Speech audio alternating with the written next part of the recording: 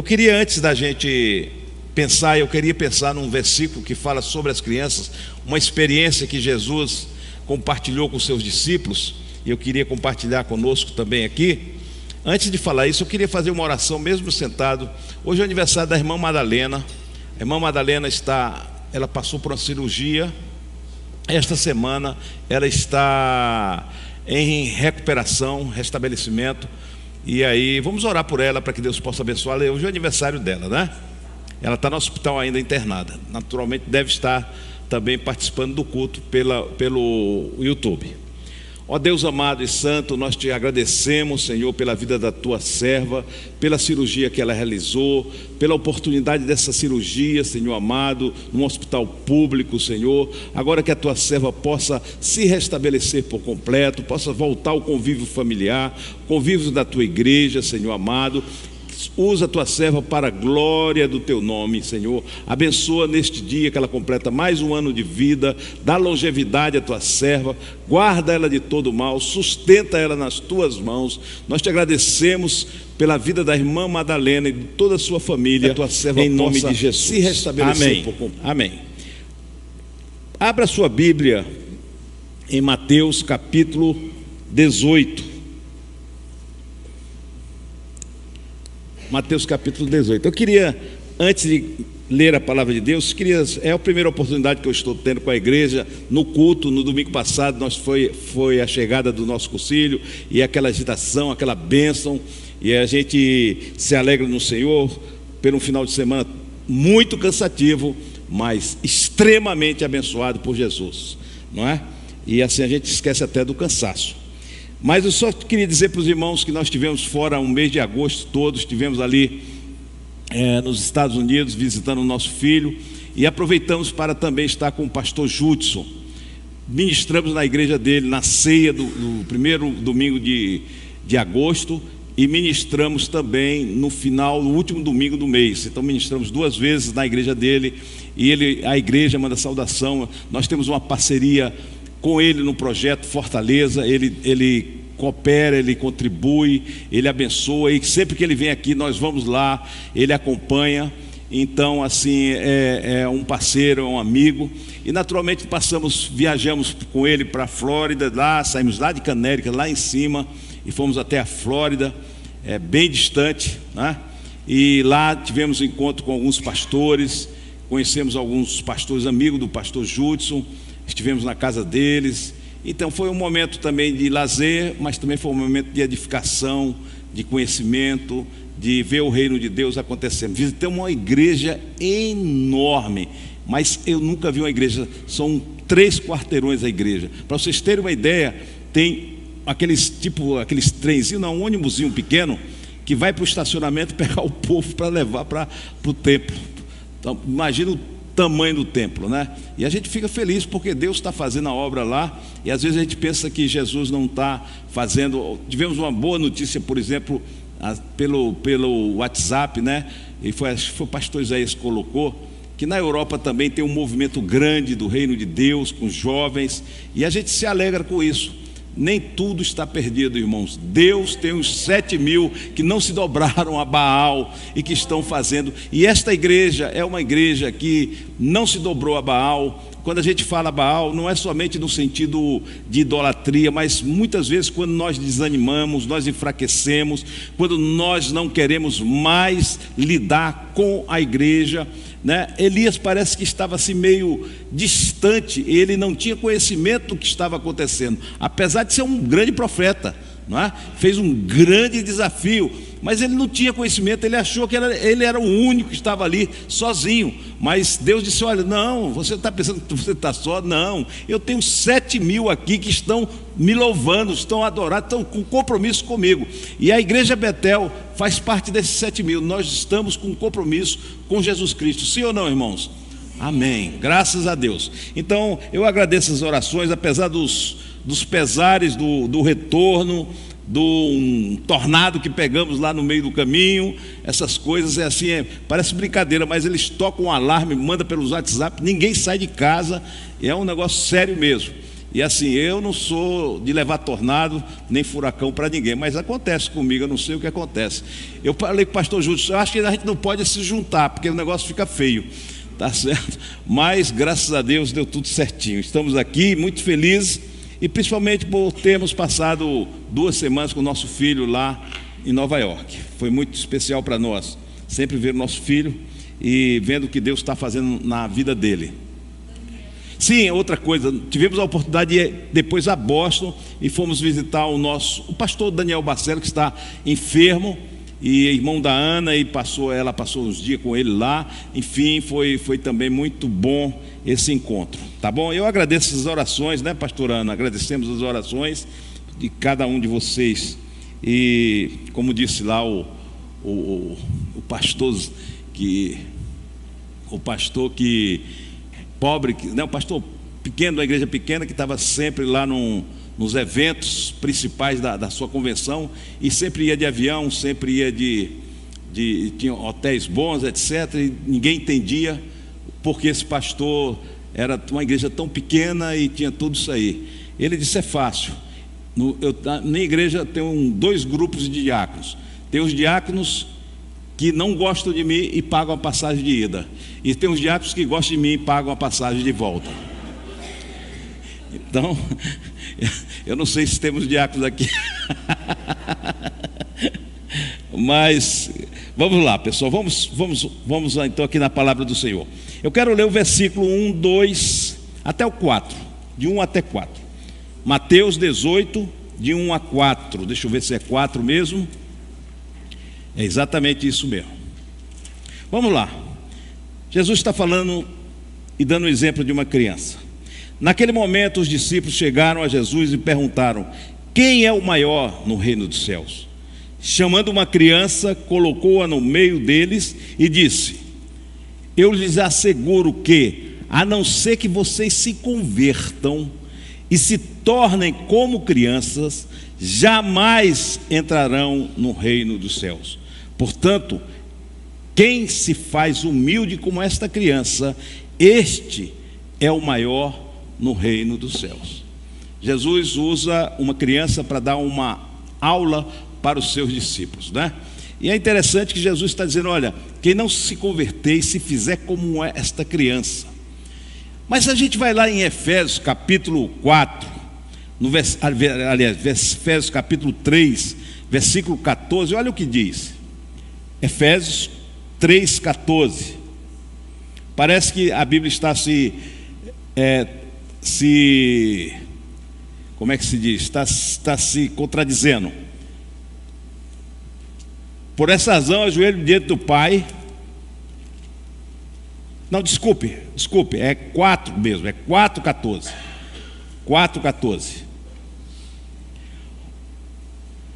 Olha o que Paulo diz: o propósito é que deixamos de ser como crianças. Ora, Jesus disse que a gente tinha que ser como criança, e agora Paulo vem e diz assim: deixemos de ser como crianças, levados de um lado para outro pelas ondas, ou jogados para cá e para lá por todo o vento de doutrina. E aí, quem é que tem razão? É Paulo ou é Jesus? Naturalmente, queridos, Jesus está falando de uma coisa e Paulo está falando de outra. O que Paulo está falando é dizendo assim: não sejam infantis como a criança, porque criança é infantil. Criança não tem opinião formada, criança não. Eu fico muito preocupado quando um pai coloca no ombro de uma criança pequena escolhas importantes, como se aquela criança tivesse capacidade emocional e juízo para fazer escolhas, não é? Então isso é jogar um peso muito forte de uma criança. O que Paulo está dizendo assim: não sejam como criança, não sejam infantis, não sejam como criança.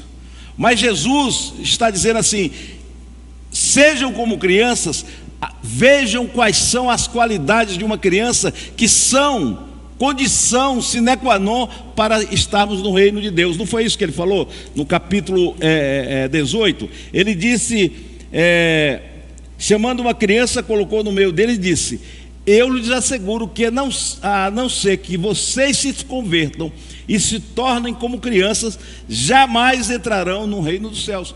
O que Jesus fez e que Paulo fez foi pegar um aspecto da criança num sentido e Jesus pegou no outro sentido. E é nesse sentido que nós queremos falar nesta noite, em referência ao reino de Deus. Deu para entender o que eu coloquei aqui? Então não é em ser a infantilidade, porque muitas vezes nós encontramos crentes na igreja infantis, não é? São crentes que fazem birra, que não amadurecem, que não crescem, que estão expostos a estar de um jeito ou outro. A gente vê pelo próprio humor do crente, o próprio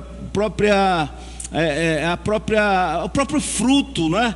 As pessoas que se zangam por qualquer coisa. Então isso é infantilidade, não é? E Paulo está dizendo, não, essa infantilidade não é isso. Cresçam, amadureçam.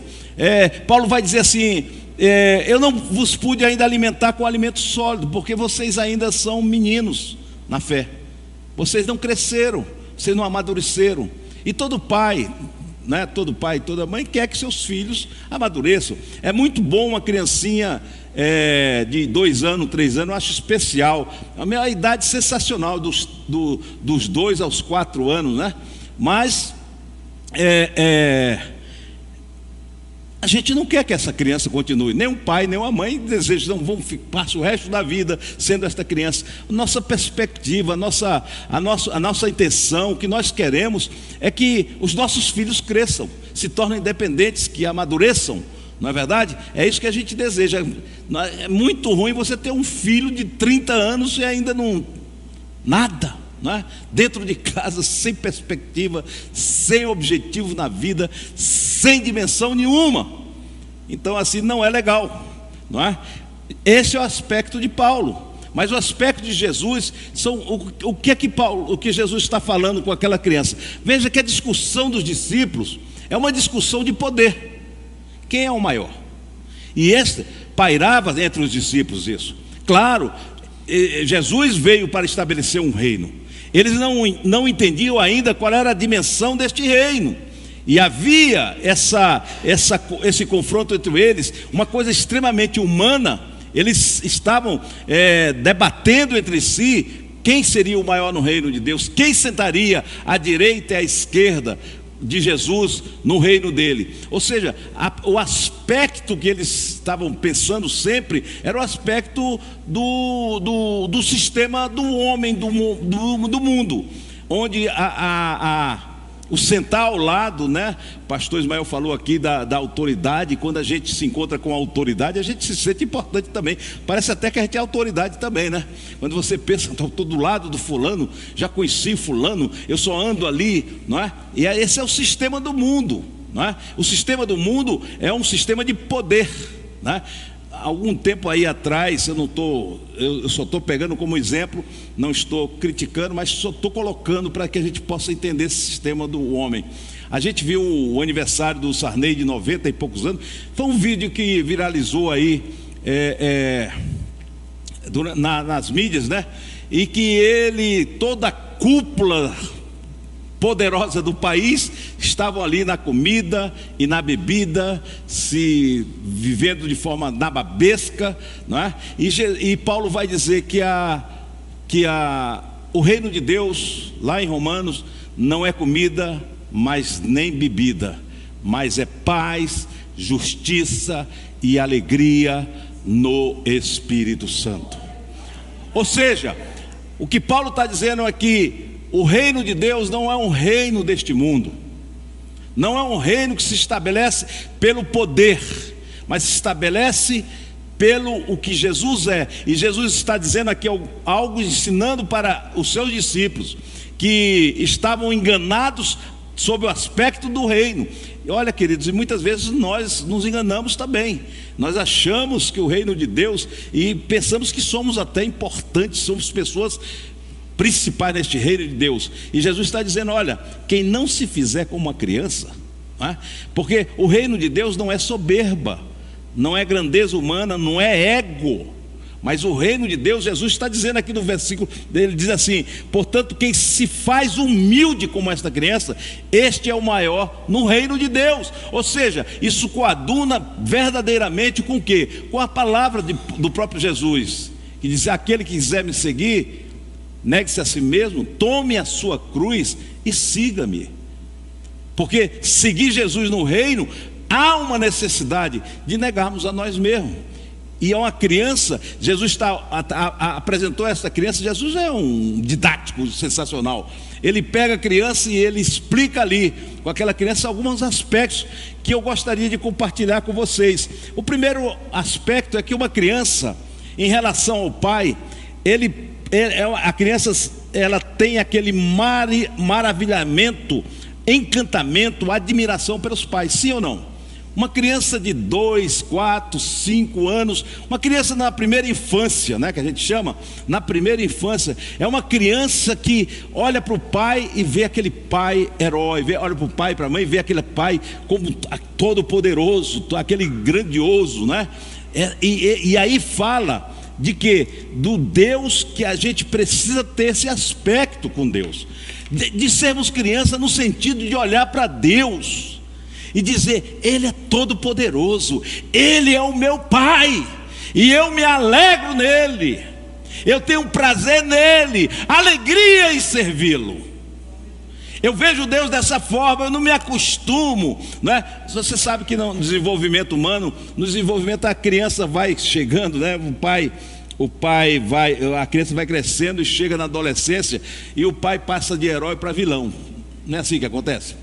Eu já passei por isso, já virei o vilão. Mas o amadurecimento de um ser humano, essa fase do adolescente é uma fase de identidade própria. Então ele vai querer se desconectar do pai e da mãe. É coisa normal no crescimento do ser humano, criar a sua própria identidade. E quando nós, pais, não deixamos que isso aconteça, nós estamos prejudicando nossos filhos.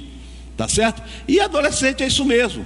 Adolescente é uma revolução, é uma mudança grande, tanto de hormônio, emocional e todos os aspectos, não é? E a gente precisa entender. Mas o amadurecimento chega lá na frente, a gente olha para os nossos pais, a gente reconhece os nossos pais e a gente tem orgulho, apesar de todos os erros dos nossos pais. É assim que é o amadurecimento.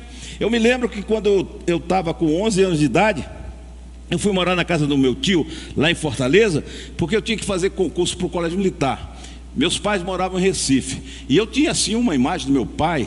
Meu pai era agrônomo, pesquisador, e assim eu tinha uma imagem, né? E o meu tio uma vez falou assim para mim: olha, seu pai, você não sabe que seu pai entregava remédio na farmácia, ele era entregador de remédio na farmácia. E eu fiquei tão indignado com aquilo, disse: meu pai jamais faria uma coisa dessa, meu pai era aquilo outro. Mas depois, quando eu amadureci, eu disse: poxa, que coisa legal, meu pai era um cara que veio de baixo, que foi criado por um irmão dele, porque a minha avó teve 13 filhos, no 13º filho ela morreu de parto, e o pai casou novamente, foi para o Pará e deixou toda a reca lá. Reca é uma expressão cearense, né? Deixou toda a reca lá com o irmão mais velho, e esse irmão mais velho criou todos eles, é tanto que eles tinham um respeito.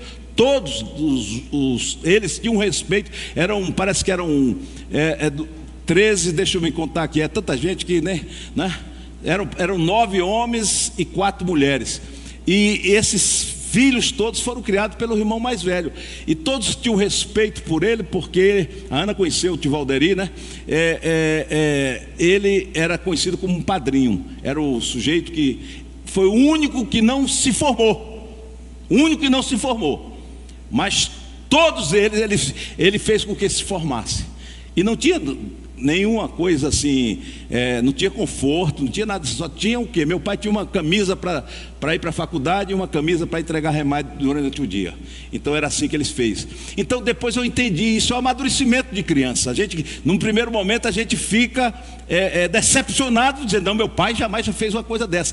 Mas olhe para Deus também dessa forma. É o Deus que te abençoa, que te está contigo. E muitas vezes nós passamos por essa fase da adolescência e começamos a achar que Deus é isso ou aquilo, ou temos uma concepção religiosa de Deus. Deus é o nosso Pai, Ele precisa ser exaltado, adorado. Veja o que diz o Salmo 62, de 5 a 8. Salmo 62, de 5 a 8, por favor. Salmo 62, de 5 a 8. Descanse somente em Deus. Olha que coisa linda. Descanse somente em Deus, ó minha alma. O que é que o salmista está fazendo aqui? Um solilóquio. O que é solilóquio? Solilóquio é quando a pessoa fala com ela mesma, tá certo? Eu começo a falar. Vocês já fizeram isso alguma vez? Já conversaram com vocês mesmo? Isso acontece, ninguém está maluco não, é um solilóquio, tá? A gente está conversando, tá? E ele que está falando, descanse somente em Deus, ó minha alma. Dele vem o quê? A minha esperança. Vamos lá. Somente Ele é a minha rocha e a minha salvação. Ele é a minha torre segura, não serei abalado. A minha salvação e a minha honra dependem de Deus. Ele é a minha rocha firme, o meu refúgio. Hoje pela manhã, quem esteve lá no nosso encontrão, eu falei da diferença de adoração e de louvor. O salmista aqui está fazendo uma adoração. Nós precisamos adorar o Senhor. Nós precisamos reconhecer como crianças, como uma criança reconhece o seu pai, como ela valoriza seu pai, como ela se coloca diante do pai, e que a figura do pai é tudo isso. Deus é tudo isso em nossa vida. Você pode glorificar o nome do Senhor? O segundo aspecto da criança é que a criança depende dos pais, depende totalmente dos pais. Não é assim que acontece? Aqui nós estamos com o NCC Vida, né? E aí nós estamos vendo aí crianças, né, pequenas. Quantos anos tem a Marina? 4 aninhos, né?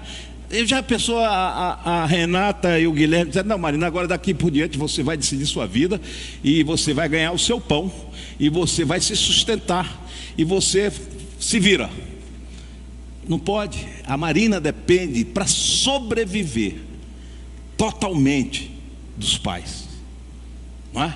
Totalmente dos pais. É tanto que uma das coisas mais loucas que um casal faz é uma separação com seus filhos.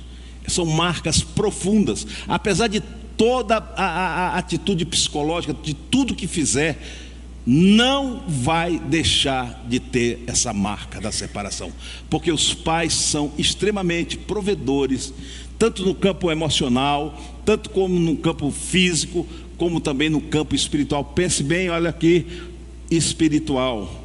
Vocês são responsáveis pelo alimento espiritual dos seus filhos. Da mesma forma que ele precisa do alimento físico, a comidinha ali, né, todinha. Ontem, por exemplo, nós fizemos um almoço com os irmãos da Ana, e tem uns irmãos dela que já estão com 50 anos e são pai. Eu não entendo isso. Na idade de ser avô e pai de menino pequeno, né? Quantos anos tem o Arthur? 4, 5, 7 anos. E a Sofia? Da Sofia 5 e a do André 4 anos. Foi uma bagunça lá em casa. Olha, a gente não está acostumado, porque eu já passei. A Sarinha já tem 18 anos, já não tem mais esse problema, já chega lá já para ajudar. Então eu estou desacostumado com criança dentro de casa, e eu fiquei naquela zoeira todinha, né? E aí eles expulsaram e me agarraram. Eu ia até trazer uma fotografia para mostrar eles se agarrando comigo, brincando, que eu gosto de brincar com a criança fazendo cavalinho. Alguém já fez cavalinho? Como é que é o cavalinho? Você bota a criança aqui na perna e cavalinho. Aí eu digo, brabo ou manso? Aí ele, brabo. Aí... Só que o já está com 70 anos, o negócio já está ficando feio.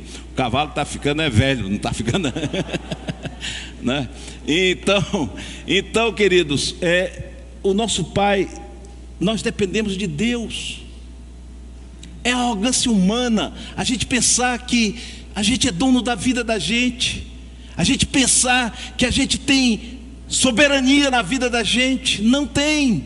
Nós só estamos aqui e dependemos totalmente de Deus. E quem diz isso é um homem que na sua velhice, apesar de todo o processo da sua vida como rei, como um pastor, ele chega na sua velhice e entende que ele é totalmente dependente de Deus. Salmo 23, salmo lindo, Salmo 23, vamos ler de 1 a 4. Que a gente possa dizer isso: o Senhor é o meu pastor, de nada terei falta. Oh, aleluia! De nada terei falta, porque Deus nos completa totalmente. Não vou sentir falta de casa bonita, não vou sentir falta daquilo, porque Deus me completa verdadeiramente. Mas o que Ele faz mais? Ele me faz repousar em pastagens verdejantes e me conduz às águas tranquilas. Que mais? Restaura-me o vigor, guia-me pelas veredas da justiça, por amor do seu nome. Que mais? Mesmo que eu ande por um vale e densas trevas, não temerei perigo algum, pois tu estás comigo, a tua vara e o teu cajado me confortam. Que bom ter este Deus como nosso Pai. Você pode glorificar o nome do Senhor? Sejamos dependentes. Jesus está dizendo assim: para entrar no reino de Deus, em primeiro lugar, tem que entender isso, que você depende, que você precisa exaltar a Deus, você precisa reconhecer Deus na sua vida, você precisa, mas você precisa entender que você depende completamente dele. Qualquer outro ato é ato de arrogância do ser humano, é ato egóico. Eu pensar que eu sou o dono da minha vida, não é? Pensar que eu resolvo os meus problemas. Não, dependa do Senhor. É isso que Jesus está dizendo. Para entrar no reino de Deus, tem que depender dele, tem que se colocar a sua vida. Não é uma coisa de você anular a sua vida, mas é você reconhecer que ele é o seu pastor, que ele cuida de você, que ele traz o alimento, ele é o seu refúgio, ele lhe protege, ele lhe guarda, e você louvar pelo que ele faz. Lembre, hoje nós falamos que adoração é reconhecer o que Deus é, louvor é reconhecer o que Deus faz. Quantos têm recebido bênçãos do Senhor aqui nesta noite? Oh, glorificado. Então você traz esse. A terceira coisa que Jesus está falando, e está falando num sistema extremamente preconceituoso, um sistema religioso extremamente preconceituoso. Nós estamos falando de uma religião judaica extremamente exclusivista, que faz preconceito com todas as pessoas, não é?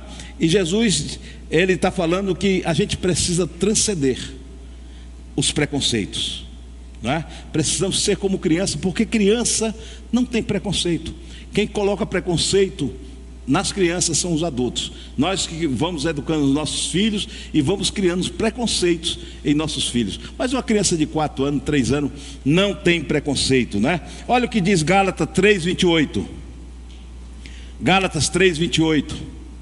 Não há judeu, nem grego, nem escravo, nem livre, nem homem, nem mulher, pois todos são um em Cristo Jesus. Não existe preconceito social, econômico, étnico, religioso, político. Existe um filme muito legal que fala sobre isso. Eu não sei se você já assistiu esse filme. Se não assistiu, assista. O Menino do Pijama Listrado. Alguém já assistiu esse filme? O Menino do Pijama Listrado é exatamente a história de um menino judeu que está no campo de concentração, e o filho do comandante do campo de concentração faz uma amizade. A criança não tem esse preconceito. O que Jesus está dizendo? Não tenha preconceito. Traga as pessoas, acolha as pessoas. O reino de Deus é acolhimento, é assim que acontece. Não pela raça, não pela posição social, não pelo poder econômico, por nada, nem pela cor, por coisa alguma. Devemos receber a todos, porque não há judeus nem gregos debaixo da cruz de Cristo. Todos nós somos iguais debaixo da cruz de Cristo. Então temos que transcender isso. Os discípulos estão assim, todo poder, né? Ele traz esses preconceitos, né? Até o poder religioso, muitas vezes a gente vê assim. Eu já sofri preconceito até em igrejas, né? Até em igrejas. E o preconceito, pessoal, não é só do superior para o inferior, não. Do sentido assim, o cara que tem poder econômico para o que não tem nada. Eu já vi preconceitos ao contrário, não é? Por exemplo, é patente hoje lá nos Estados Unidos, principalmente na área de Nova York, que há um preconceito muito grande como é que chama? Afrodescendentes, né? Para falar a palavra certa, afrodescendentes com os brancos. É impressionante. Parece, é uma agressão de graça. Às vezes você ser branco lá, o negócio está feio, tá certo? Você está feio. Então, o preconceito não é somente daqui para cá, é daqui para lá também. Entenderam? Então, é isso que Jesus está falando. Porque do jeito que os judeus tinham preconceito com os romanos também tinham preconceito com os judeus. Não é? E era o povo opressor dos judeus. Então o que eu quero dizer é que a gente precisa limpar o coração para entrar no reino de Deus. E Jesus limpa o nosso coração, porque nós precisamos transcender todas essas coisas, porque somos um em Cristo Jesus. É por isso que Jesus disse: sejam como criança. Criança, ela não está preocupada quando está brincando. Uma criança de 3 anos não está preocupada com a criança, brincando com a criança por causa da cor dela, por causa do poder econômico, por causa do status social. Ela nem sabe isso. Ela acolhe, simplesmente ama e se vincula. Não é? É isso que Jesus está falando. E finalmente, o quarto aspecto que Jesus quer falar da criança é o relacionamento. Jesus está chamando atenção para o relacionamento. E esse relacionamento, normalmente nós, quando vamos crescendo, vamos aprendendo a nos relacionarmos por interesse, por poder, por bem-estar, por livramento, por bênção, enfim, daquilo que eu vou tirar proveito do outro, daquilo que eu vou receber do outro, não é? E muitas vezes nos tornamos pessoas trocadoras ou pessoas tomadoras. E a criança não tem isso. A criança, o vínculo afetivo a criança, o maior vínculo dela é afetivo. A criança não tem essa maldade, essa malignidade muitas vezes no coração, racional, não é? Uma criança de 3, 4 anos, ela é basicamente emoções, não é? E assim a gente sai de um mundo muito científico e a gente desprezou durante muito tempo as emoções. E hoje a gente vê o quanto é importante. E é tanto que Deus nos criou. O primeiro aspecto que nós criamos em nós mesmos é o afetivo, é o amor. Uma criança que não vive o amor dentro de casa, essa criança vai levar marcas para a vida toda. Pode até ser tratada, pode até ser ajudada, mas a marca do desamor na fase infantil é muito cruel. É muito cruel. E assim, é claro que aqui nós não temos essa dificuldade, mas muitas crianças sofrem de desamor aí fora, não é? Muitas crianças sofrem. E aí o que acontece? O que está dizendo aqui é que Jesus está dizendo, olha, não há vínculo religioso por interesse, para outro, para isso. O vínculo é pelo amor, porque uma criança, ela é afetiva. E nós estamos no núcleo de convivência exatamente para isso. Por que o núcleo de convivência? Porque nós sabemos que para sermos crianças, nós precisamos ter afeto uns com os outros, nós precisamos criar vínculos. Não adianta nada que eu ter teólogos entendendo da palavra de Deus se não se amam. É melhor ter pessoas que se amam e não ter tanta gente teólogo dentro da igreja. Pessoas que sabem profundamente a palavra de Deus. O evangelho é extremamente prático e relacional. A teologia só tem sentido quando eu amo meu irmão. Isso não sou eu que digo, é o apóstolo João. Vamos ler 1 João capítulo 4, versículos 7 a 12. Vamos ler 1 João capítulo 4. Olha só o que João diz: amados, amemos uns aos outros, pois o amor procede de Deus. Aquele que ama é nascido de Deus e conhece Deus. Deixa ali, só para aprofundar aqui. Olha só, a condição que o João está dizendo. João está dizendo, o amor procede de Deus. Aquele que ama é nascido de Deus. Essa é a marca. Irmãos, Essa é a marca. Se você quer parecer com Jesus, se você quer ser igual a Jesus, se você quer ser filho de Deus, tem que parecer com o Pai. É isso. Aquele que ama é nascido de Deus e conhece a Deus.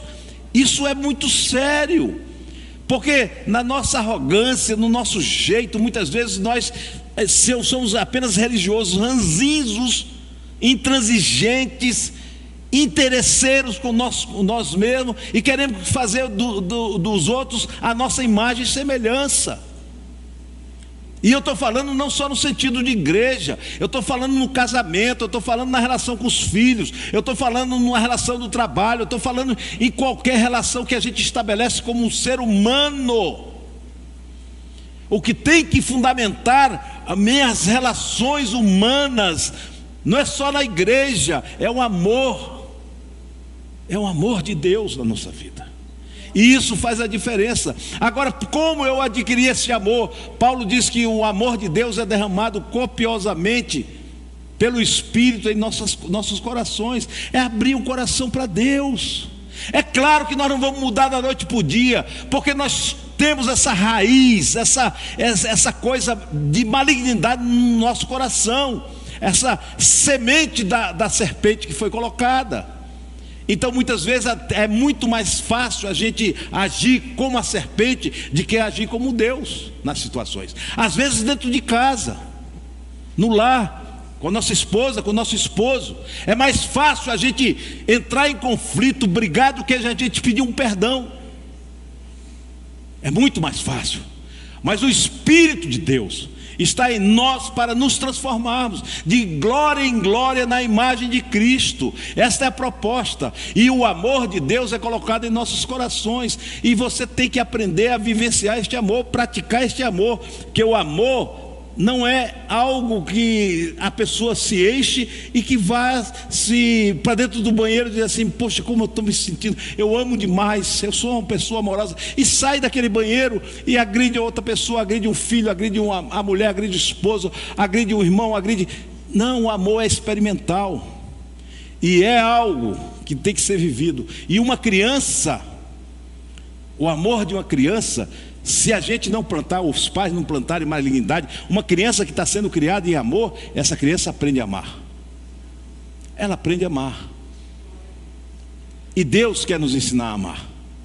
E Ele diz: aquele que ama é nascido de Deus. Ou seja, não é criação. Pessoal, olha só, não somos criação de Deus, é nascido de Deus.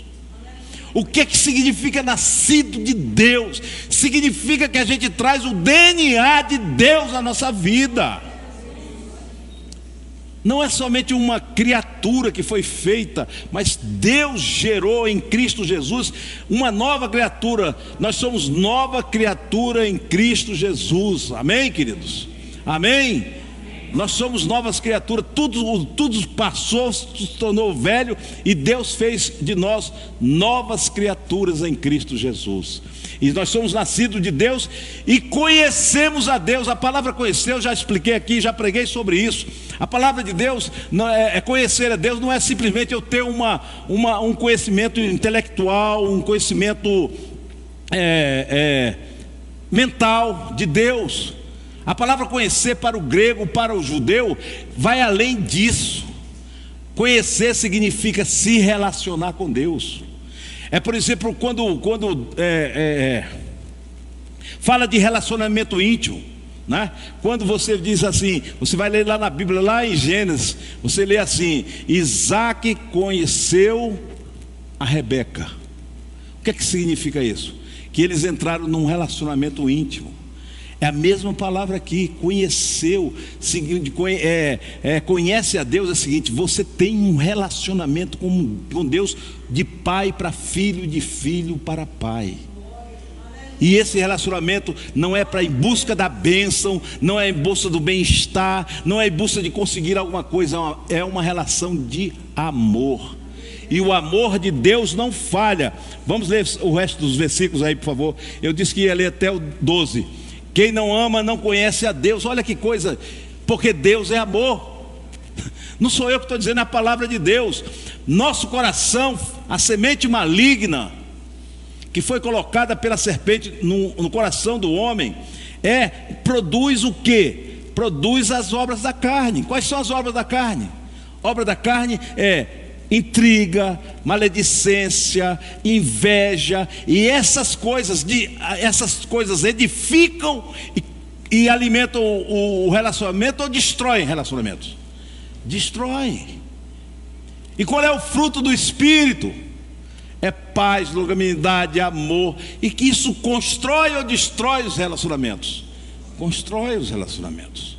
É por isso que nós precisamos Paulo vai dizer assim: dê lugar para o Espírito, não resista ao Espírito de Deus. A gente pensa que a gente vai resistir ao Espírito Santo, porque assim, eu tenho que comprar uma casa, e comprei uma casa, Deus mandou comprar aqui, e eu não comprei, estou resistindo. Não, a gente resiste quando o Espírito quer mudar a nossa vida, e a gente se resiste para permanecer segundo a carne, segundo a obra da serpente em nossas vidas. E Deus quer mudar os nossos corações. Amém, queridos? O que mais que ele vai dizer? Desta forma Deus manifestou o seu amor entre nós. Ele enviou seu Filho unigênito. Opa, caiu. Deixa eu pegar o texto aqui. Seu Filho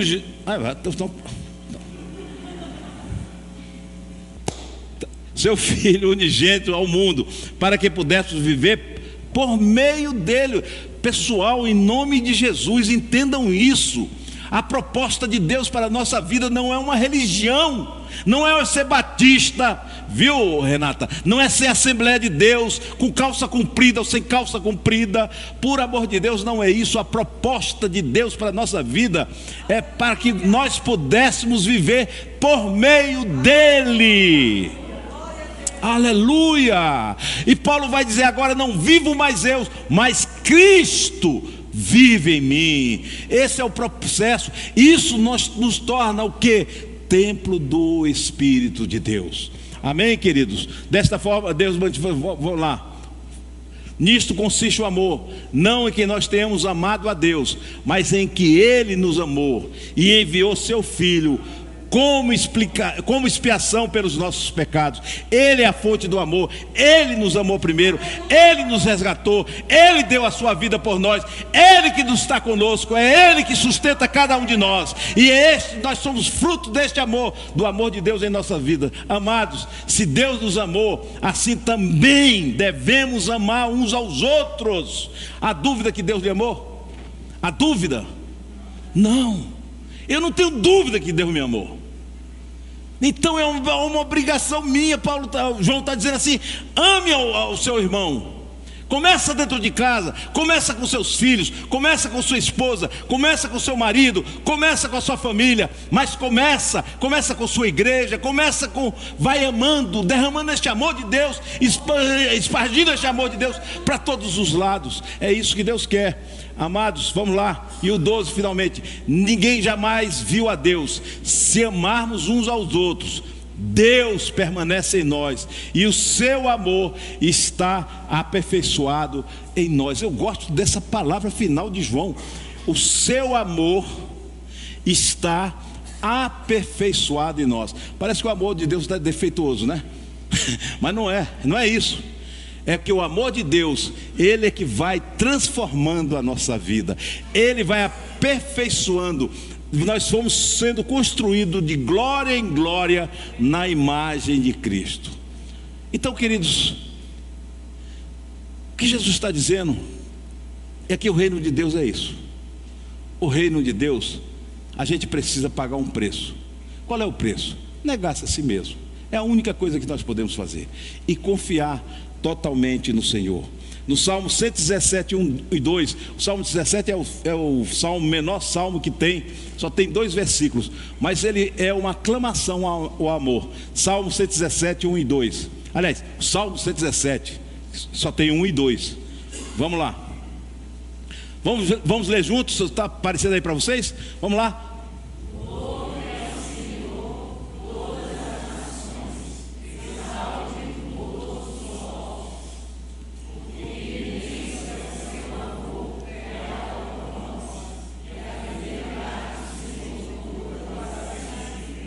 Amém. Você pode glorificar este Deus?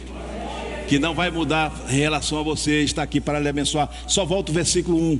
Olha o que ele manda aqui, só para a gente. Louve ao Senhor, louve pelo que Ele fez na sua vida. Exalte, adore o Senhor pelo que Ele é na tua vida. Oh, aleluia. E nesta noite eu quero terminar exaltando o nome do Senhor, adorando o nome do Senhor. Eu quero que você se levante agora, por favor. O louvor vem aqui, me ajude aqui. Eu gosto muito desse corinho, nós cantamos nesta manhã. É o corinho que diz assim, é muito inspirador e muito convidativo, quando ele diz assim: em adoração eu me rendo a Ti. Quantos querem se render a este Pai maravilhoso, a este Reino maravilhoso? Em adoração eu me rendo a Ti. Talvez você esteja numa sequidão de vida, e essa sequidão não é medida pelo que você tem, pelo que você faz, não é medida pela sua casa, não é medida pelo sucesso que você tem. Essa sequidão é medida pela sua alma.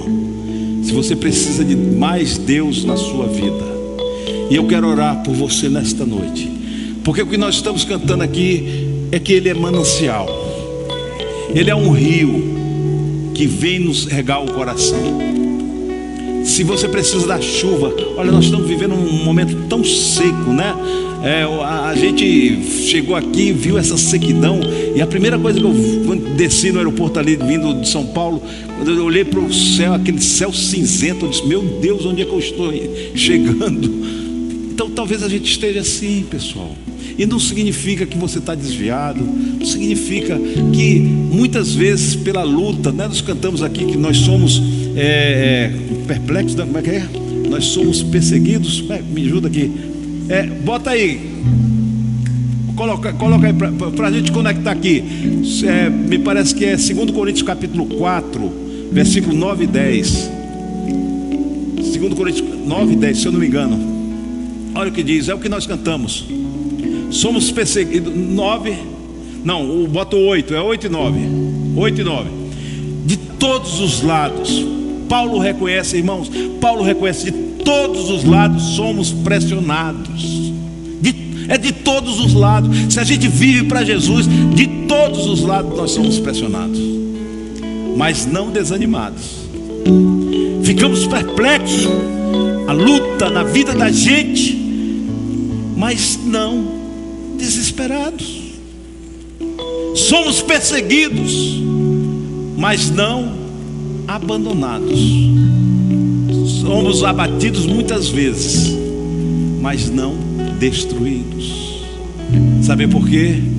Porque tudo podemos naquele que nos fortalece.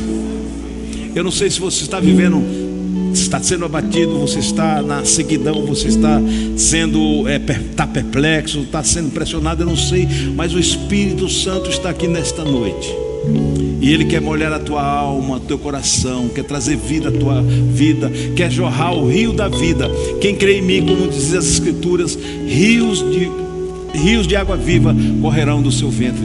Eu quero orar por você agora. Eu queria somente uma atitude de fé sua, que você coloque a mão no seu coração. Não é diante de mim, é diante do Senhor. Se você precisa desse molhar de Deus na sua vida, a gente está sofrendo essa sequidão toda aqui fora, não é? Mas Deus tem um molhar espiritual para a nossa vida. Se você está precisando disso, coloca a mão no seu coração, como um ato de fé diante de Deus, não diante de mim. Você está dizendo para Deus: Deus, eu me rendo a Ti, eu me rendo a Ti, eu Te adoro, eu me rendo a Ti, e eu quero ser cheio da Tua graça, cheio do Teu Espírito. Eu quero sentir o calor do Teu amor na minha vida. Eu quero reviver novamente, eu quero florescer novamente, porque eu quero Te servir, Senhor. Ó Deus amado e santo, nós estamos aqui neste momento, Senhor, e muitas vezes nós estamos em sequidão, Senhor, na nossa alma, E Senhor, não sabemos o que fazer, Senhor, mas Tu que és esse manancial, Tu és que és esse rio de água viva, que Tu que és essa fonte inesgotável, Senhor. Vem e molha os nossos corações, Senhor. Molha nossas vidas, dá sentido, significado, Senhor. Derrama do Teu amor em nossas vidas, que a Tua graça nos fortaleça, Senhor amado.